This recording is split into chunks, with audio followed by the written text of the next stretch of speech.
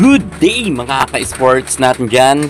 Hindi natin maikakaila na ang Creamline Cool Smashers ay isa sa team na pinakasikat pagdating sa PVL, kung saan sila ang inaabangan ng napakaraming fans.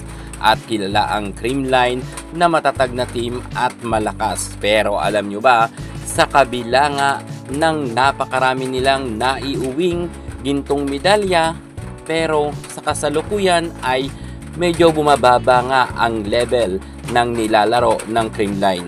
Well, bumababa or baka mas lumakas pa ang ibang team sa kasalukuyan.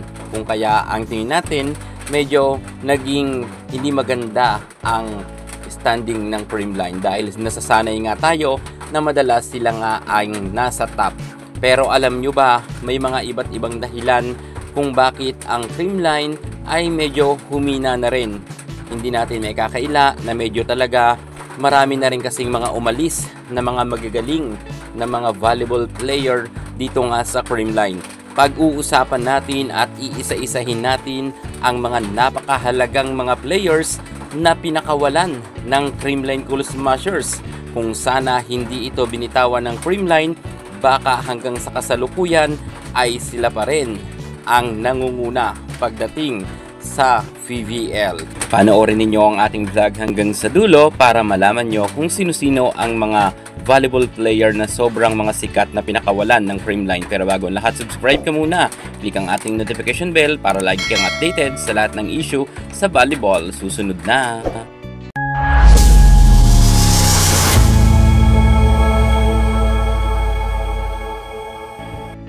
Hindi natin maitatanggi na marami ng mga volleyball player na umalis sa Creamline Cool Smashers at nag-over the backwood na nga, at ang iba naman ay tuluyan ng namaalam sa mundo ng volleyball.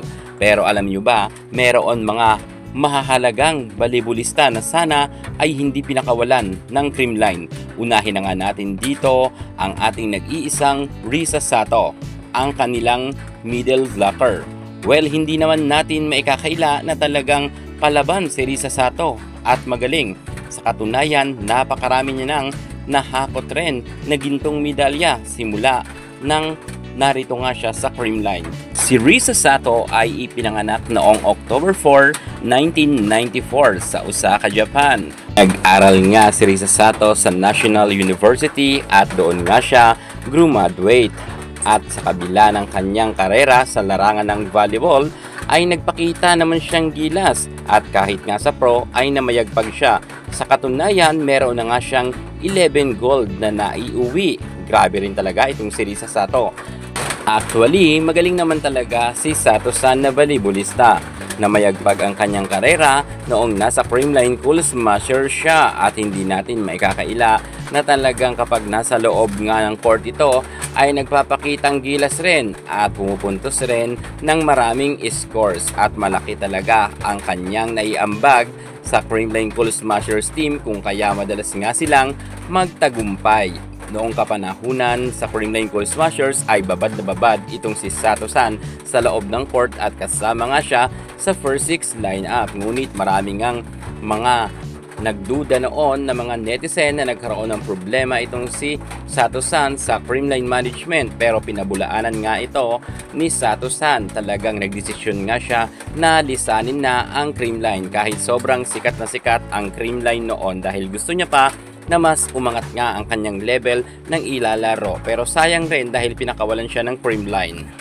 At isa pa sa mga pinakawalan ng Creamline Cool Smashers ang very talented na libero na si Melissa Gohing. Hindi natin maikakaila na talagang magaling siya simula nang nasa pro siya, ay talagang nagpakitang gilas nga siya, kung saan nagkaroon nga siya ng marami rin na awards.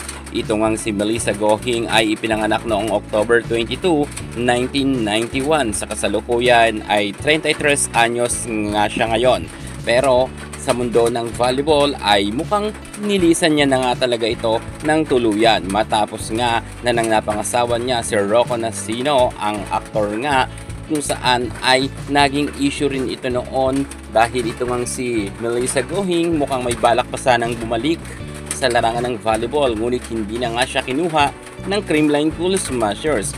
At dati nga may issue itong si Rocco Nacino kung saan ay nabash pa nga siya ng mga Creamline fans dahil nga sa kanyang mga patutsyada sa Creamline team. Pero gayon pa man, kahit papaano ay malaki rin talaga naman ang naitulong ni Melissa Gohing pagdating nga sa kanyang karera kung saan nagkaroon nga siya ng 4 gold ng simula nang nasa Creamline siya noong 2018 ay talagang namayagpag ang kanyang karera at meron pa nga siyang naiuwing 2 silver medal.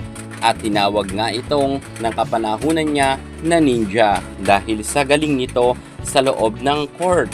Maging ng kapanahunan niya sa UAAP ay talagang humakot na rin siya ng napakarami rin na award. Sayang lang talaga dahil pinakawalan to ng Creamline Cool Smashers. Kung sana itong si Melissa Gohing ay nagtuloy-tuloy ang kanyang karera, sure tayo na malaki ang kanyang maiaambag sa Creamline. Mabilis to kumilos at nahahalata nga natin ngayon ang problema ng Creamline, ang kanilang floor defense. Dahil medyo humina na nga ang ibang mga libero ng CCS. Kung narito pa sana si Melissa Gohing, tsak tayo na talagang malaki ang pag-asa ng Creamline na mapapanatili nila ang kanilang corona.